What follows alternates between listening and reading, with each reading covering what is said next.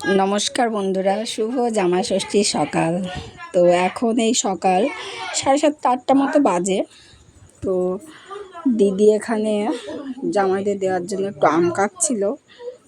আর এদিকে পরিবেশটা দেখো, একটু মেঘলা মেঘলা আবহাওয়া। তো কী হবে শেষ পর্যন্ত বুঝতে পারছি না। তো আশা করি সবাই ভালো আছো, সুস্থ আছো। তো আমরাও ভালো আছি। আর এখন আছি আপাতত আমার বাবার বাড়িতে। আর খুব হইচই হচ্ছে, বুঝতেই পারছো। আর ওদিকে দেখো জামাইবাবু চলে গেল, আর এখানে একটা জামাইবাবু আছে। আর এই ঘরের অবস্থা দেখো, বাচ্চারা সব কীরকম করে রেখেছে।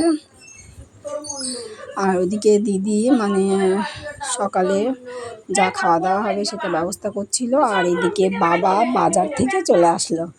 তো আমার ভিডিও করা দেখে বাবা একটু হাসছিল, কারণ বাবা বুঝতে পারেনি যে আমি ক্যামেরাটা ধরে থাকবো। আর এদিকে দিদি খুব এক্সাইটেড আছে যে বাবা কীরকম মাংস আনবে আর কি। তো বাবা গেছিলো বাজারে। তো আমাদের গ্রামে যেহেতু মানে খাসির মাংস পাওয়া যায় না, সবটাই বাজার থেকে আনতে হয়। তো দিদি আগেই মানে মুরগির মাংসটা নিয়ে এসেছিলো, আর বাবা এখন বাজার থেকে নিয়ে আসলো।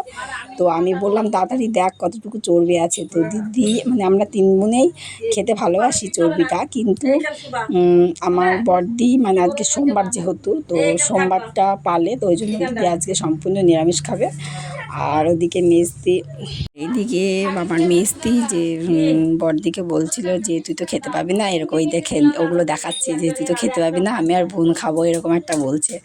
তো দেখো এটা হচ্ছে মুরগির মাংস। তো মুরগির মাংসটা ছিল 2 কিলো, আর খাসির মাংসটা ছিল তোমার 2 কেজির একটু কম কম ছিল, এরকম ছিল। আর এদিকে পুরো মশলাটা আমাকে শিলে বেটে করতে হচ্ছে, আর উপর থেকে পেঁয়াজ পাচ্ছি আর পেঁয়াজটা কাটছি।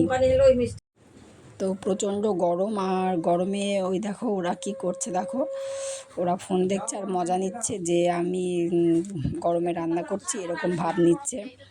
আর গরমে তো খুব ঘেমে যাচ্ছি।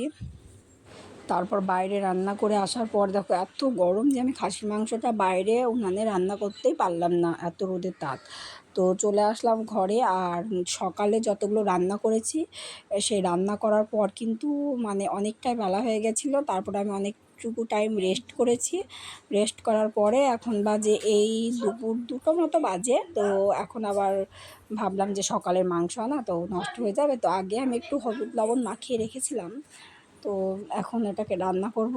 আর এত বললাম তো যে গরমের জন্য আমি এখানে চলে এসেছি, তবুও যেন আমার মনে হচ্ছে ঘামটা ঝরে ঝরে পড়ছে। আর সেই সকাল থেকে আমি এখনও কিন্তু স্নান করতে পারিনি, বা ইচ্ছে করেও করা হয়নি। মানে আমি ভাবলাম একবারে রান্নাবান্না সেরে বিকেলবেলাতে করে নেব।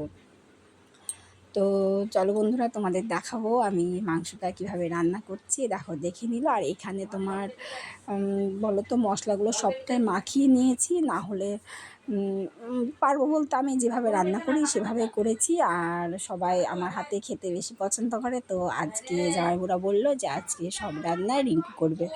তো ওই জন্য আমিও চলে আসলাম, আর দিদিরা আমাকে বসিয়ে দিয়ে ওরা ওদের মতো কাজ করছিল। তারপর আমি বলছি এই আমি রান্না করছি আর তোরা বসে বসে গল্প করছিস, তো ভালো লাগছে, ছোটো বোন রান্না করছে। আর ওরা বলছে আমি কি করব, দিদি বলছে আমি এবার কী করব, জামাইবাবুরা খেতে চাইলো। তো চলো তারপর দেখো আমি আলুগুলো ভেজে নিচ্ছি, এবার তোমাদেরকে দেখাবো কীভাবে রান্নাটা করব। আর এর আগের দিনকে দেখিয়েছিলাম পাঁঠার মাংস কীভাবে রান্না করেছিলাম, তো সত্যি খুবই টেস্টি হয়েছিল। আর এখন এটা খাসির মাংস, যেহেতু এর আগে দেখিয়েছি কিন্তু সেভাবে কখনো দেখানো হয়নি। তো চলো আজকে যতটুকু পারবো দেখাবো। আর সবথেকে বড় কথা হলো আমাকে সব সময় কিন্তু নিজেকে ক্যামেরা ধরে ভিডিও বানাতে হয়।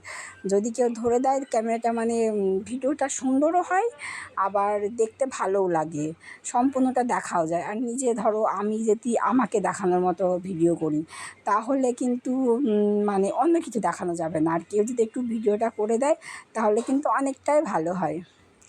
আর ওদিকে দেখো আমি হাসছি, কারণ আমার ছেলে ভাত খাচ্ছিল মাংস দিয়ে। তো মাংসটা খায়নি দেখে আমি দেখো আমাকে দিদি মুখের ভিতরে দিয়ে দিল, তো আমি এখন খাচ্ছি।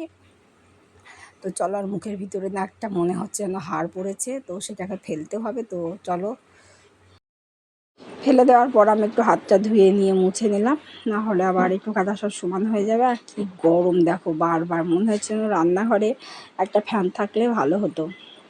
তো আমি পেঁয়াজটা দিয়ে দিয়েছি, তারপর লঙ্কাটা দিয়েছি, আর তেলের উপরে দিয়েছিলাম একটু গরম মশলা।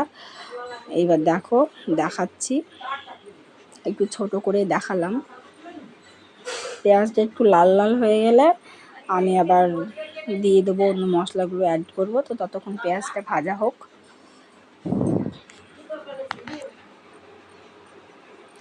এদিকে আলুটা ভাজা আছে, আর দেখো মাংসটা, আর এদিকে কড়াইতে আমি দিয়ে দিয়েছি। আবার হাফখানিক একটু ঢাকা দেওয়ার পরে তোমাদের কাছে নিয়ে আসলাম। তো যারা যারা আমার হাতে মাংস খেতে চাও তাড়াতাড়ি চলে এসো আমার বাড়িতে।